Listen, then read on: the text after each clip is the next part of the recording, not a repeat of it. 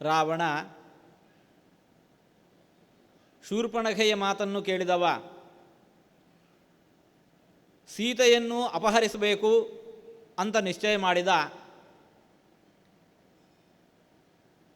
ಸೀತೆಯನ್ನು ಅಪಹಾರ ಮಾಡಬೇಕು ಅಂತಿದ್ದರೆ ಜೊತೆಯಲ್ಲಿರುವಂತಹ ರಾಮಲಕ್ಷ್ಮಣರನ್ನು ದೂರ ಸರಿಸಬೇಕು.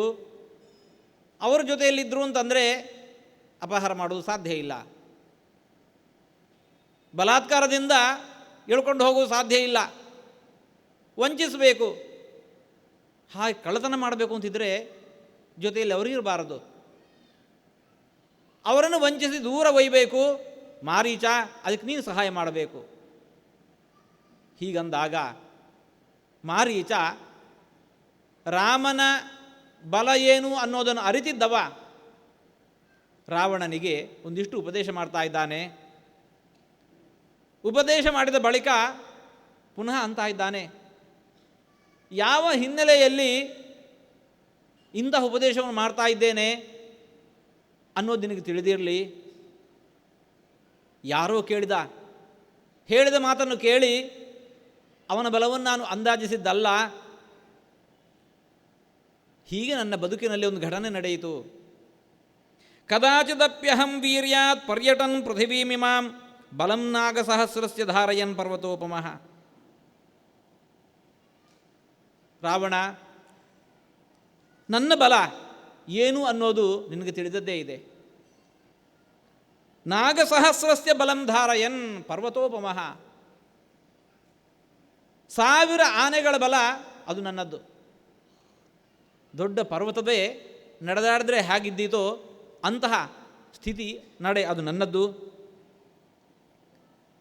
ಲೋಕಕ್ಕೆಲ್ಲ ಭಯವನ್ನುಂಟು ಮಾಡ್ತಾ ದಂಡಕಾರಣ್ಯವನ್ನು ಸೇರಿಕೊಂಡಿದ್ದೆ. ವಿಶ್ವಾಮಿತ್ರನೆಂಬ ಮುನಿ ಯಜ್ಞ ಮಾಡ್ತಾ ಇದ್ದ, ಅದಕ್ಕೆ ನಾನು ಅದಕ್ಕೆ ಅಡ್ಡಿ ಮಾಡ್ತಾ ಇದ್ದೆ. ವಿಶ್ವಾಮಿತ್ರ ಈ ಅಡ್ಡಿಯನ್ನು ದೂರ ಮಾಡಬೇಕು ಅಂತ ಹೇಳಿಕೊಂಡು ಅಯೋಧ್ಯೆಗೆ ಹೋಗಿ ದಶರಥನಲ್ಲಿ ದೂರಿಕೊಂಡ. ರಾಮನನ್ನು ಕಳಿಸಿಕೊಡುವಂತೆ ಆದೇಶಿಸಿದ. ರಾಮನಿನ್ನು 12 ವರ್ಷೋಯಂ 12 ವರ್ಷ ತುಂಬಲಿಲ್ಲ. ಅವನನ್ನು ಹ್ಯಾಕೆ ಕಳಿಸಿಕೊಡ್ಲಿ, ನಾನು ಬರ್ತೇನೆ ಅಂತಂದ. ವಿಶ್ವಾಮಿತ್ರ ದಶರಥನನ್ನು ನಿಷೇಧಿಸಿ ಶತ್ರುಗಳ ನಿವಾರಣೆಗೆ ಅಂತಹ ಬಾಲಕನಾಗಿರತಕ್ಕಂಥ ರಾಮನೇ ಸಮರ್ಥನಿದ್ದಾನೆ, ಕಳುಹಿಸಿಕೊಡು ಅಂತ ಹೇಳಿಕೊಂಡು ಕರ್ಕೊಂಡು ಬಂದ.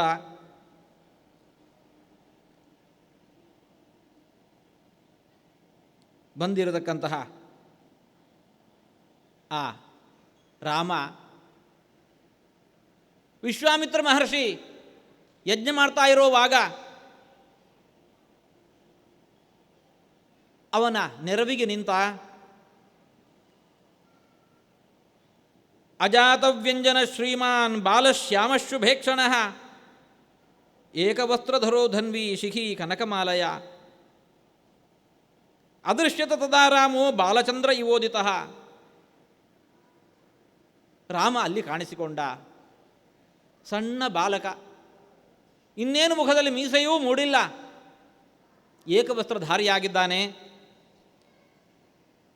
ಈಗ ತಾನೇ ಉದಿಸ್ತಾ ಇರತಕ್ಕಂಥ ಚಂದ್ರ ಹೇಗೆ ಶಾಂತನಾಗಿರುತ್ತಾನೆ, ಅಂತಹ ಶಾಂತ ಮುಖಮುದ್ರೆಯ ಬಾಲಕ ಆ ರಾಮನಾಗಿದ್ದ. ನಾನಲ್ಲಿ ಪ್ರವೇಶ ಮಾಡಿದೆ. ನಾನು ಹೇಗಿದ್ದೇನೆ? ತಥೋಹಂ ಮೇಘ ಸಂಕಾಶಃ ತಪ್ತ ಕಾಂಚನ ಕುಂಡಲಃ ಬಲೀ ದತ್ತಬರೋ ದರ್ಪಾತ್ ಆಜಗಾಮ ಆಶ್ರಮಾಂತರಂ. ರುದ್ರದೇವರ ವರಬಲದ ನನಗಿದೆ. ದೈತ್ಯ ಕಾಯ ಬೇರೆ. ವಿಶ್ವಾಮಿತ್ರರ ಆಶ್ರಮದೊಳಗೆ ನಾನು ಹೊಕ್ಕೆ ನಾನೊಳ ಬಂದುದನ್ನು ರಾಮ ಕಂಡ. ಮಾಂತು ದೃಷ್ಟ ಧನುಸ್ಸಜ್ಜಂ ಅಸಂಭ್ರಾಂತಶ್ಚಕಾರ ಅವಜಾನನ್ನಹಂ ಮೋಹಾತ್ ಬಾಲೋಯಮಿತಿ ರಾಘವಂ ವಿಶ್ವಾಮಿತ್ರಸ್ಯ ತಾಂ ವೇದಿಂ ಅಭ್ಯಧಾವಂ ಕೃತತ್ವರಃ. ನನ್ನನ್ನು ಕಂಡವನೇ ಧನುಸ್ಸನ್ನು ಸಜ್ಜುಗೊಳಿಸಿದ. ಏನಿವನು ಸಣ್ಣ ಹುಡುಗ ಬಾಲ ಇದ್ದಾನೆ ಅಂತ ಹೇಳಿಕೊಂಡು ಅವನನ್ನು ಕಡೆಗಣಿಸಿ ಯಜ್ಞವನ್ನು ಹಾಳುಗೆಡುವುದಕ್ಕೆ ನಾನು ಮುಂದಾದೆ. ತೇನ ಮುಕ್ತಸ್ತೋ ಬಾಣಃ ಶಿತ ಶತ್ರುನಿಬರ್ಹಣಃ ತೇನಾಹಂ ತಾಡಿತಃ ಕ್ಷಿಪ್ತಃ ಸಮುದ್ರೇ ಶತಯೋಜನೆ. ನನ್ನನ್ನು ಕಂಡದ್ದೇ ಒಂದು ಬಾಣ ಪ್ರಯೋಗ ಮಾಡಿದ. ಆ ಬಾಣದೇಟಿಗೆ 100 ಯೋಜನ ದೂರದಲ್ಲಿ ಇರತಕ್ಕಂತಹ ಸಮುದ್ರದಲ್ಲಿ ಹೋಗಿ ನಾನು ಬಿದ್ದೆ.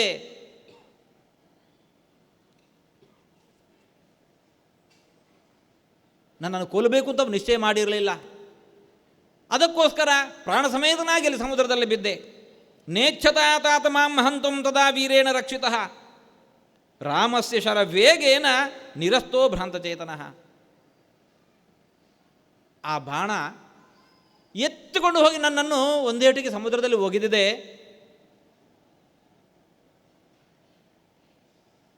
ಪ್ರಾಪ್ಯ ಸಂಜ್ಞಾಂ ಚಿರಾತ್ತಾತ ಲಂಕಾಂ ಪ್ರತಿ ಗತಃ ಪುರೀಂ.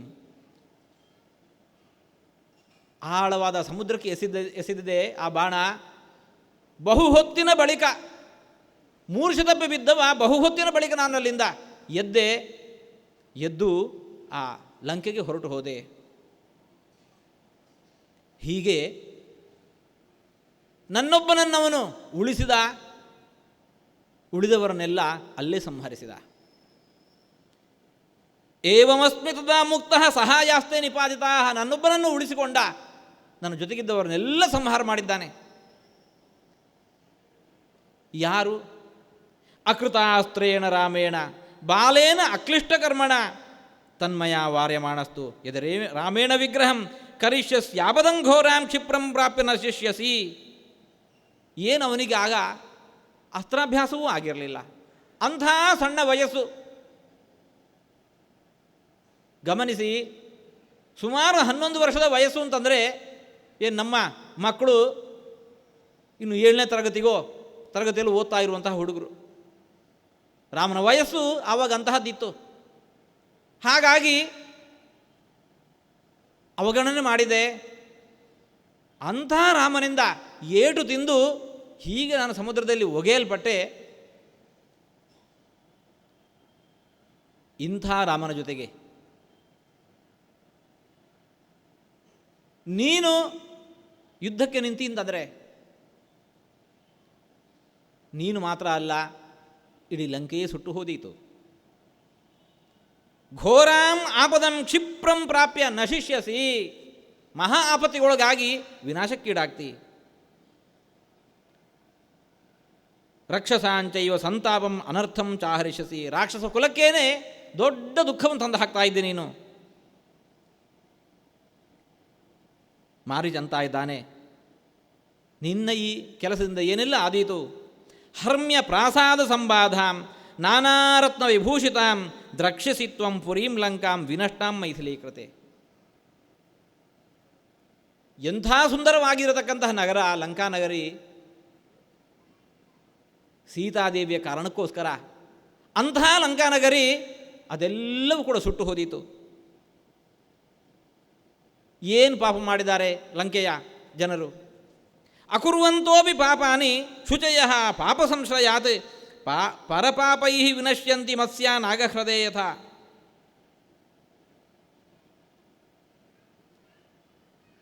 ತಪ್ಪು ಮಾಡಿದವನು ನೀನು, ವಿನಾಶ ಹೊಂದೋದು ರಾಕ್ಷಸ ಕುಲ. ದುಷ್ಟರ ಸಂಗ ಮಾಡಿದರೆ ಇಂಥ ಅನರ್ಥ ಅದು ನಿಶ್ಚಯ.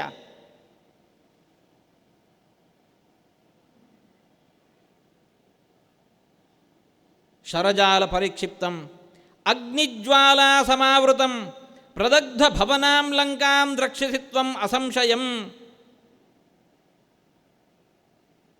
ಬಾಣದ ಏಟಿಗೆ, ಅಗ್ನಿಜ್ವಾಲೆಗೆ ಲಂಕೆ ಸುಟ್ಟು ಬೂದಿಯಾಗೋದನ್ನು ನೀನು ಕಾಣುವಂತಾಗತ್ತೆ. ಪರದಾರಾಭಿಮರ್ಶಾತ್ತು ನಾಣ್ಯತ್ ಪಾಪತರಂ ಮಹತಿ ಪ್ರಮದಾನಾಂ ಸಹಸ್ರಾಣಿ ತವ ರಾಜನ್ ಪರಿಗ್ರಹೆ.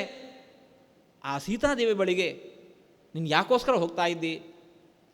ನಿನ್ನರ ಮನೆಯಲ್ಲಿ ನಿನಗಿರತಕ್ಕಂತಹ ವೈಭೋಗಕ್ಕೇನು ಕಡಿಮೆ? 1000 ಮಂದಿ ಮಡದಿಯರನ್ನು ಹೊಂದಿದವನು ನೀನು. ಭವ ಸ್ವದಾರ ನಿರತಃ ಸ್ವಕುಲಂ ರಕ್ಷ ರಾಕ್ಷಸಾನ್ ಮಾನಂ ವೃದ್ಧಿಂಚ ರಾಜ್ಯಂಚ ಜೀವಿತಂ ಚೇಷ್ಟಮಾತ್ಮನಃ. ನಿನ್ನ ಮಡದಿಯರಲ್ಲಿ ನೀನು ಸುಖವನ್ನು ಕಾಣು, ಆ ಮೂಲಕ ನಿನ್ನ ಕುಲವೆಲ್ಲ ರಕ್ಷಿತವಾಗಲಿ. ಮಾನ, ಅಭಿವೃದ್ಧಿ, ಈ ಜೀವಿತ ಎಲ್ಲವೂ ಕೂಡ ಉಳಿಯತ್ತೆ. ಕಲತ್ರಾಣ ಚ ಸೌಮ್ಯಾನಿ ಮಿತ್ರವರ್ಗಂ ತಥೈವ ಚ ಯದೀಚ್ಛಸಿ ಚಿರಂ ಭೋಕ್ತುಂ ಮಾಕೃತಾ ರಾಮವಿಪ್ರಿಯಂ. ಈ ಎಲ್ಲ ಬಂಧುಗಳು, ಬಳಗ, ಮಿತ್ರರು, ಈ ವೈಭವ ಇವೆಲ್ಲವನ್ನು ಕೂಡ ಚಿರಕಾಲ ಅನುಭವಿಸಬೇಕು ಅನ್ನತಕ್ಕಂಥ ಇಚ್ಛೆ ನಿನಗಿರುವುದು ಹೌದು ಅಂತ ಆದದ್ದಾಗಿದ್ದರೆ ಮಾಕೃತ ರಾಮವಿಪ್ರಿಯಂ, ರಾಮನೊಂದಿಗೆ ವೈರವನ್ನು ಕಟ್ಟಿಕೋಬೇಡ.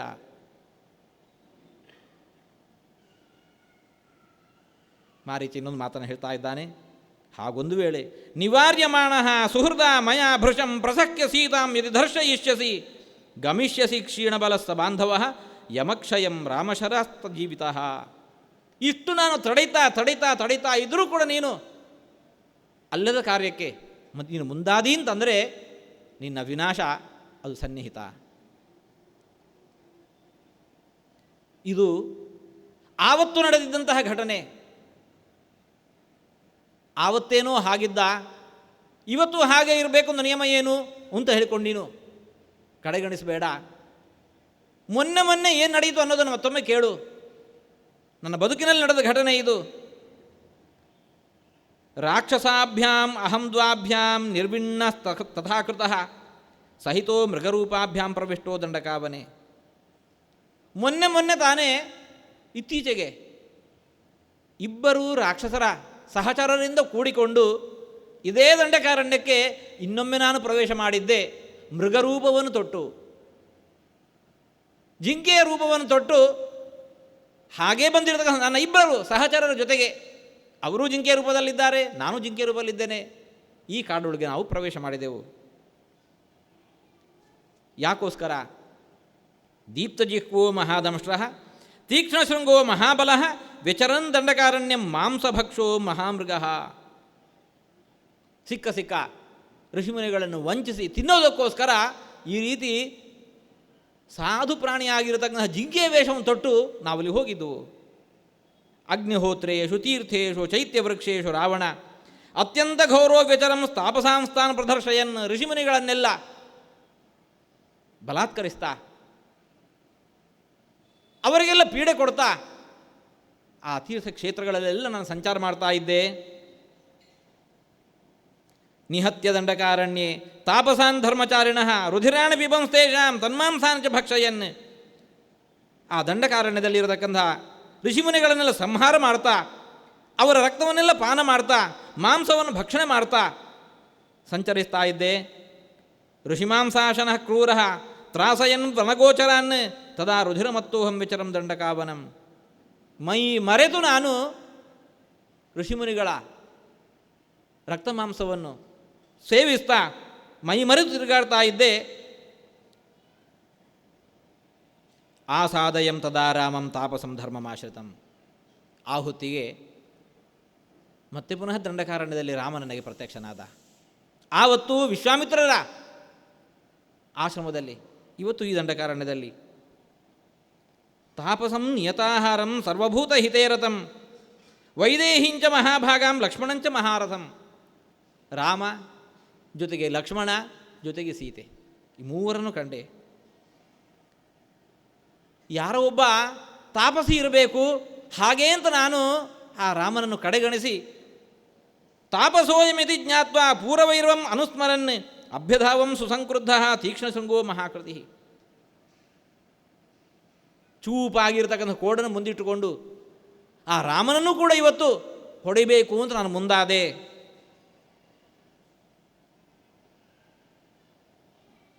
ತೇನ ತ್ಯಕ್ತಾ ತ್ರಯೋ ಬಾಣಾ ಶಿತಾ ಶತ್ರು ನಿಬರ್ಹಣಾ. 3 ಬಾಣಗಳನ್ನು ಪ್ರಯೋಗ ಮಾಡಿದ. ಆ ಬಾಣಗಳು ವಜ್ರಾಯುಧಕ್ಕೆ ಸಮನಾಗಿ ಓಡಿ ಬಂದುವು.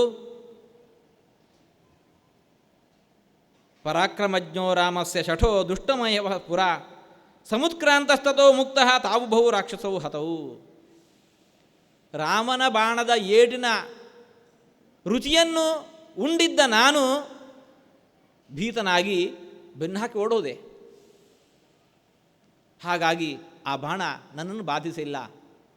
ಆದರೆ ಜೊತೆಗಿದ್ದ ಇಬ್ಬರು ಆ ಸಹಚರರು ಅವರಲ್ಲೇ ಹತರಾಗಿ ಬಿದ್ದರು. ಶರೇಣ ಮುಕ್ತೋ ರಾಮಸ್ಯ ಕಥಂಚಿತ್ ಪ್ರಾಪ್ಯ ಜೀವಿತಂ ಇಹ ಪ್ರವ್ರಾಜಿತೋ ಯುಕ್ತ ತಾಪಸೋಹಂ ಸಮಾಹಿತ. ಹೀಗೆ ಅದೃಷ್ಟವಶಾತ್ ರಾಮನಿಂದ ಎರಡನೇ ಬಾರಿ ಜೀವದಾನವನ್ನು ಪಡೆದಿರತಕ್ಕಂತಹ ನಾನು ಈ ರೀತಿಯಾಗಿ ತಾಪಸನಾಗಿ ನಾನೂ ವನದಲ್ಲಿ ವಾಸ ಮಾಡ್ತಾ ಇದ್ದೇನೆ. ವೃಕ್ಷೇ ವೃಕ್ಷೇ ಹಿ ಪಶ್ಯಾಮಿ ಚೀರಕೃಷ್ಣಾಜಿನಾಂಬರಂ ಗೃಹೀತ ಧನುಷಂ ರಾಮಂ ಪಾಶಹಸ್ತಮಿವಾಂತಕಂ. ರಾಮನನ್ನು ಮುಂಭಾಗದಲ್ಲಿ ಕಾಣೋದಷ್ಟೇ ಅಲ್ಲ, ಕಣ್ತೆರೆದು ಮಾತ್ರ ರಾಮ ಕಾಣೋದಲ್ಲ, ಕಣ್ಮುಚ್ಚಿದ್ರೂ ಕೂಡ ಸುತ್ತಮುತ್ತಲಿರತಕ್ಕಂತಹ ಮರಗಳೆಲ್ಲವೂ ಕೂಡ ನನಗೆ ರಾಮನ ಹಾಗೆ ಕಾಣ್ತಾ ಇದ್ದಾವೆ. ಮರಗಳೆಲ್ಲವೂ ನನಗೆ ರಾಮನ ಹಾಗೆ ಕಾಣ್ತಾ ಇದ್ದಾವೆ. ಒಬ್ಬನಲ್ಲ ಇಬ್ಬರಲ್ಲ, ಸಹಸ್ರ ರಾಮರು ನನಗೆ ಕಾಣ್ತಾ ಇದ್ದಾರೆ. ರಾಮನಿಂದ ಅಷ್ಟು ನಾನು ಭೀತನಾಗಿದ್ದೇನೆ. ರಾಮಭೂತಮಿದಂ ಸರ್ವಂ ಅರಣ್ಯಂ ಪ್ರತಿಭಾತಿಮೆ. ಎಲ್ಲಿ ನೋಡಿದ್ರು ನನಗೆ ರಾಮನೇ ಕಾಣ್ತಾ ಇದ್ದಾನೆ. ರಾಮನಿಂದುಂಟಾದ ಭೀತಿ ನನಗೆ ಅಂತಹದ್ದು ಜೀವಭಯ. ಯಾಕೆ? ದೃಷ್ಟ್ವಾ ಸ್ವಪ್ನಗತಂ ರಾಮಂ ಉದ್ಭ್ರಮಾಮಿ ವಿಚೇತನಃ. ಮಲಗಿದ್ರೆ ಸ್ವಪ್ನದಲ್ಲೂ ಅವನೇ ಬರ್ತಾ ಇದ್ದಾನೆ. ಎದ್ದು ಬಿದ್ದು ಗಾಬರಿಗೊಳಗಾಗ್ತಾ ಇದ್ದೇನೆ. ಅಷ್ಟೇ ಅಲ್ಲ, ರಕಾರಾದೀನಿ ನಾಮಾನಿ ರಾಮತ್ರಸ್ತಸ್ಯ ರಾವಣ ರತ್ನಾನ ಚ ರಥಾಶ್ಚೈವ ವಿತ್ರಾಸಂ ಜನಯಂತಿವೆ. ರಾಮನ ಹೆಸರು ಕೇಳಿದ್ರೆ ನನಗೆ ಇಷ್ಟು ಭಯ ಹುಟ್ಟಿಬಿಟ್ಟಿದೆ. ರಾಮನ ಹೆಸರು ಕೇಳಬೇಕಾದ್ದಿಲ್ಲ, ರಕಾರದಿಂದ ಪ್ರಾರಂಭವಾಗುವಂತಹ ಯಾವುದೇ ಶಬ್ದ ಕೇಳಿದರೂ, ರಥ ಅಂತ ಇರಲಿ, ರತ್ನ ಅಂತ ಇರಲಿ, ರಾಮ ನೆನಪು ಬರುತ್ತೆ. ಎದೆಯೊಳಗೆ ಭಯ ಹುಟ್ಟಿಕೊಳ್ಳುತ್ತೆ. ಅಹಂ ತಸ್ಯ ಪ್ರಭಾವಜ್ಞ ನ ಯುದ್ಧಂ ತೇನ ತೇ ಕ್ಷಮಂ. ರಾಮನ ಸಾಮರ್ಥ್ಯ ಏನು ಅನ್ನೋದನ್ನು ನಾನು ಬಲ್ಲವನಿದ್ದೇನೆ, ನಿನ್ನ ಸಾಮರ್ಥ್ಯವೂ ನನಗೆ ತಿಳಿದಿದೆ. ತುಲನೆ ಮಾಡಿದಾಗ ನನಗನಿಸ್ತೆ ರಾಮನೊಂದಿಗೆ ಯುದ್ಧ ನಿನಗೆ ವಿಹಿತವಾದುದಲ್ಲ. ರಾಮನ ಸಾಮರ್ಥ್ಯ ಎಂತಹದ್ದು! ಬಲಿಂವಾ ನಮುಚಿಂವಾಪಿ ಹನ್ಯಾದ್ಧಿ ರಘುನಂದನ ರಣೇ ರಾಮೇಣ ಯುದ್ಧಸ್ವ ಕ್ಷಮಾಂ ವಾ ಕುರು ರಾವಣ ನತೇ ರಾಮಕಥಾ ಕಾರ್ಯ ಯದಿ ಮಾಂ ದ್ರಷ್ಟುಮಿಚ್ಛಸಿ. ರಾಮನ ಸಾಮರ್ಥ್ಯ, ರಾಕ್ಷಸ ಕುಲವನ್ನು ಆಳಿರತಕ್ಕಂತಹ ಬಲಿ ಮಹಾರಾಜ ಅವನನ್ನಾದರೂ ಸಂಹರಿಸುವ ಸಾಮರ್ಥ್ಯ ರಾಮನಿಗಿದೆ. ನಮುಚಿ ಅಂತ ಹೇಳಿಕೊಂಡು ಬಾಗಿ ಹೋದ, ಅವನನ್ನಾದರೂ ವಧಿಸುವ ಸಾಮರ್ಥ್ಯ ಅದು ರಾಮನಿಗಿದೆ. ಅಂತಹ ರಾಮನ ಜೊತೆಗೆ ಮಾ ಯುದ್ಧಸ್ವ, ಅವನ ಜೊತೆಗೆ ಯುದ್ಧ ಮಾಡಬೇಡ, ಕ್ಷಮೆಯನ್ನು ತಾಳು. ನತೇ ರಾಮಕಥಾ ಕಾರ್ಯ, ರಾಮನ ಸುದ್ದಿ, ಅವನ ಸುದ್ದಿನೇ ನಿನಗೆ ಬೇಡ. ಬಹವಸ್ಸಾಧವೋ ಲೋಕೆ ಯುಕ್ತ ಧರ್ಮಮನುಷ್ಠಿತಾ ಪರೇಶಾಂ ಅಪರಾಧೇನ ವಿನಷ್ಟ ಸಪರಿಚ್ಛದಾ. ಲೋಕದಲ್ಲಿ ಶುದ್ಧರಾಗಿರತಕ್ಕಂತಹವರು, ಆದರೆ ತಾವು ಶುದ್ಧರಾಗಿದ್ದಾರೆ, ದುಷ್ಟರ ಸಂಪರ್ಕ ಅವರಿಗಿದೆ. ಒಂದೇ ಕಾರಣಕ್ಕೆ ಸಮೂಲ ಕ್ಷಯ ಆದವರದೆಷ್ಟು ಮಂದಿ. ಹಾಗಿರುವಾಗ ಸೋಹಂ ಪರಾಪರಾಧೇನ ವಿನಶೇಯಂ ನಿಶಾಚರ ಕುರುಯತ್ತೇ ಕ್ಷಮಂ ತತ್ವಂ ಅಹಂ ತ್ವಾಂ ನಾನು ಯಾಮಿ ವೈ. ನಿನ್ನಂತಹ ದುಷ್ಟನ ಸಂಪರ್ಕ ಮಾಡಿ ನಾನು ಯಾಕೆ ಹಾಳಾಗಬೇಕು ಹೇಳು? ನಾನು ನಿನ್ನ ಜೊತೆ ಬರುವುದಿಲ್ಲ, ಬೇಕಾದ್ದು ಮಾಡು, ನೀನು ಹೇಳಿದಂತೆ ನಾನು ಮಾಡೋದಿಲ್ಲ. ನಾನು ಯಾಮಿ ವೈ. ರಾಮಶ್ಚೈಹಿ ಮಹಾತೇಜ ಮಹಾಸತ್ವೋ ಮಹಾಬಲ ಅಭಿ ರಾಕ್ಷಸ ಲೋಕಸ್ಯ ಭವೇತ್ ಅಂತಕರೋಪಿ. ರಾಮ ನನ್ನೊಬ್ಬನನ್ನಲ್ಲ, ರಾಕ್ಷಸ ಕುಲವೇ ಭೂಮಿಯ ಮೇಲೆ ಇಲ್ಲ ಅಂತ ಮಾಡುವ ಸಾಮರ್ಥ್ಯ ಅವನಿಗಿದೆ.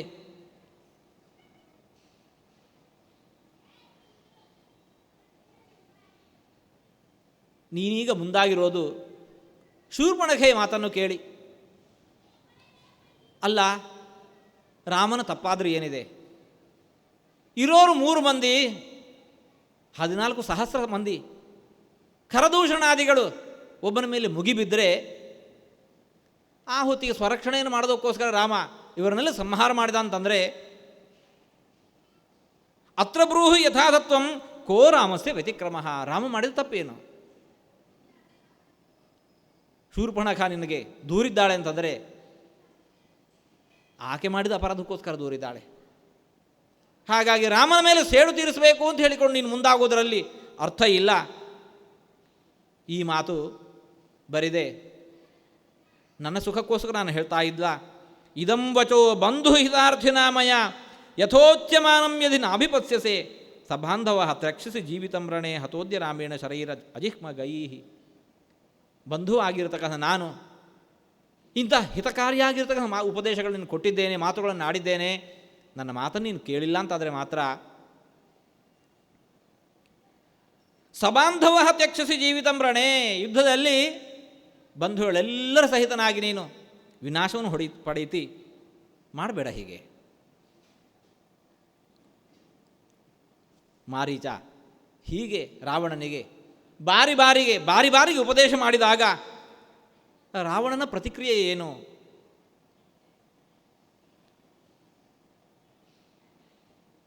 ಮಾರೀಚನ ಉಪದೇಶ ರಾವಣನಿಗೆ ಪಥ್ಯ ಆಗಿಲ್ಲ. ಯಾಕೆ? ವಾಲ್ಮೀಕಿ ಮಹರ್ಷಿಗಳು ಅಂತ ಇದ್ದಾರೆ, ಯಾರು ಸಾಯಲಿಕ್ಕೆ ಬಿದ್ದಿದ್ದಾನೋ ಔಷಧಿ ಕೊಟ್ಟರೆ ಅವನು ಕುಡಿಯೋದಿಲ್ಲ ಅಂತೆ. ತಂ ಪಥ್ಯ ಹಿತವಕ್ತಾರಂ ಮಾರೀಚಂ ರಾಕ್ಷಸಾಧಿಪ ಅಬ್ರವೀತ್ ಪರುಷಂ ವಾಕ್ಯಂ ಅಯುಕ್ತಂ ಕಾಲಚೋದಿತ. ಅವನ ಮರಣಕಾಲ ಸನ್ನಿಹಿತವಾಗಿದೆ, ಕಾಲ ಅವನನ್ನು ಸೆಳೆಯುತ್ತಾ ಇದ್ದಾನೆ. ಹಾಗಾಗಿ ಮಾರೀಚನ ಮಾತು ಒಂದು ಕೂಡ ಅವನ ಕಿವಿಗೆ ಬೀಳ್ತಾ ಇಲ್ಲ, ಒಳಗೆ ಹೋಗ್ತಾ ಇಲ್ಲ. ಪ್ರತಿಯಾಗಿ ಆ ಮಾರೀಚನ ಮೇಲೆ ಬಲಾತ್ಕಾರದ ಮಾತುಗಳನ್ನು ಅಂತಾ ಇದ್ದಾನೆ. ದುಷ್ಕುಲೈತ ದಯುಕ್ತಾರ್ಥಂ ಮಾರೀಚಮಯಿ ಕಥ್ಯತೆ ವಾಕ್ಯಂ ನಿಷ್ಫಲಮತ್ಯರ್ಥಂ ಬೀಜಮುಕ್ತಂ ಇವೋಷರೇ. ನಾವು ಅನ್ನೋದಿದೆ, ಬಂಡೆಗಲ್ಲ ಮೇಲೆ ಮಳೆ ಸುರಿದಂತೆ ಅಂತ ಹೇಳಿಕೊಂಡು ನಿನ್ನ ಉಪದೇಶಗಳೆಲ್ಲವೂ ಕೂಡ ಇವತ್ತು ಹಾಗಾಗಿದ್ದಾವೆ. ತ್ವದ್ವಾಕ್ಯೈರ್ನತು ಮಾಂ ಶಕ್ಯಂ ಭೇತ್ತುಂ ರಾಮಸ್ಯ ಸಂಯುಗೆ ಮೂರ್ಖಸ್ಯ ಪಾಪಶೀಲಸ್ಯ ಮಾನುಷಸ್ಯ ವಿಶೇಷತಃ. ರಾಮನನ್ನು ತುಚ್ಛವಾಗಿ ಕಂಡು ಅಂತ ಇದ್ದಾನೆ. ರಾಮನಲ್ಲಿ ನನ್ನ ಪರಾಕ್ರಮ ಎಲ್ಲಿ? ಯಸ್ತ್ಯಕ್ತ್ವಾ ಸುಹೃದೋ ರಾಜ್ಯಂ ಮಾತರಂ ಪಿತರಂ ತಥಾ ಸ್ತ್ರೀವಾಕ್ಯಂ ಪ್ರಾಕೃತಂ ಶ್ರುತ್ವಾ ವನಮೇಕ ಪದೇ ಗತಃ. ರಾಜ್ಯಭ್ರಷ್ಟನಾಗಿ ಅರಣ್ಯಪಾಲಾಗಿರತಕ್ಕಂತಹ ರಾಮನಲ್ಲಿ ಅವಶ್ಯಂತು ಮಯಾ ತಸ್ಯ ಸಂಯುಗೆ ಖರಘಾತಿನಃ ಪ್ರಾಣೈ ಪ್ರಿಯತರಾ ಸೀತಾ ಹರ್ತವ್ಯಾತವ ಸನ್ನಿಧವು. ಯುದ್ಧದಲ್ಲಿ ನನಗೆ ಪ್ರಿಯನಾಗಿರತಕ್ಕಂತಹ ಖರಾದಿಗಳನ್ನೆಲ್ಲ ಸಂಹಾರ ಮಾಡಿರತಕ್ಕಂತಹ ರಾಮನ ಮಡದಿಯನ್ನು ನಾನು ನಿನ್ನ ಸಹಾಯದಿಂದ ಅಪಹಾರ ಮಾಡಲೇಬೇಕು. ತನ್ನ ಪ್ರಾಣಗಳಿಗಿಂತಲೂ ಕೂಡ ಹೆಚ್ಚು ಪ್ರಿಯತರ ಆಗಿರತಕ್ಕಂತಹವಳು ಸೀತಾ. ಆಕೆಯನ್ನು ಅಪಹಾರ ಮಾಡಿದೆ ಅಂತಂದರೆ ರಾಮನಿಗೆ ತಕ್ಕ ಶಾಸ್ತಿ ಆಗತ್ತೆ.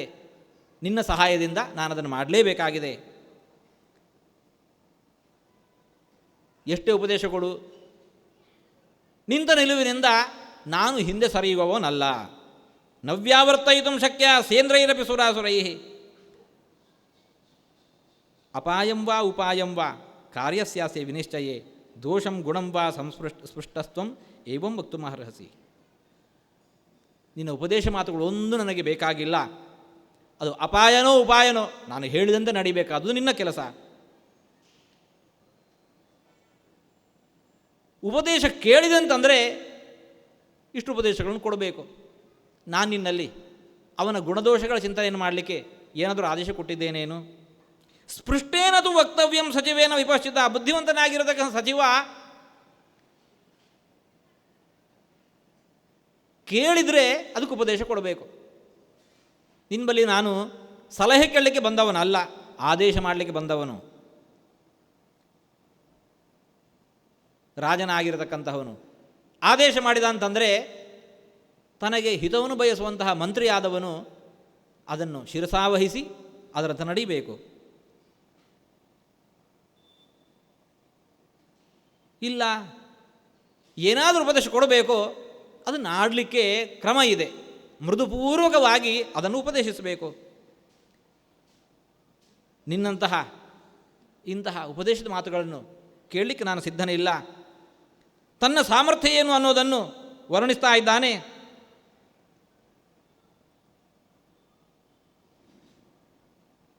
ಸೌವರ್ಣಸ್ತ್ವಂ ಶೃಣು ತತ್ಕರ್ಮ ಸಾಹಾಯೇ ಯತ್ಕಾರ್ಯಂ ವಚನಾನ್ಮಮ. ಗುಣದೋಷಗಳ ಚಿಂತನೆ ಎಲ್ಲ ಬಳಿಕ ನನ್ನ ಆದೇಶವನ್ನು ನೀನು ಪಾಲನೆ ಮಾಡಬೇಕು. ಇದು ಆದೇಶವನ್ನು ನೀಡ್ತಾ ಇದ್ದೇನೆ. ನೀನು ಮಾಡಬೇಕಾದ ಕಾರ್ಯ ಏನು ಅನ್ನೋದನ್ನು ಉಪದೇಶಿಸ್ತಾ ಇದ್ದಾನೆ. ಹೇಳು.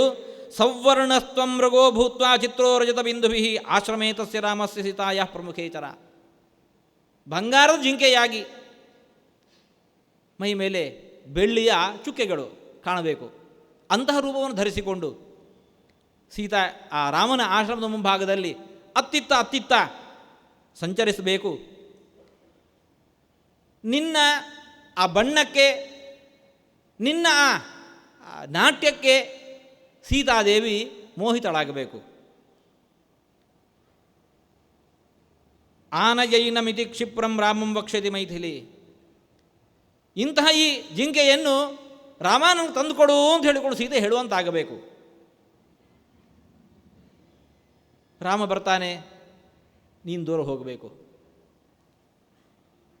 ದೂರ ಹೋದ ಬಳಿಕ ಲಕ್ಷ್ಮಣ ಅಲ್ಲೇ ಇದ್ದ ಅಂತಂದರೆ ಹಾ ಸೀತೆ ಲಕ್ಷ್ಮಣೇತ್ಯೇವಂ ರಾಮವಾಕ್ಯಾನುರೂಪಕಂ.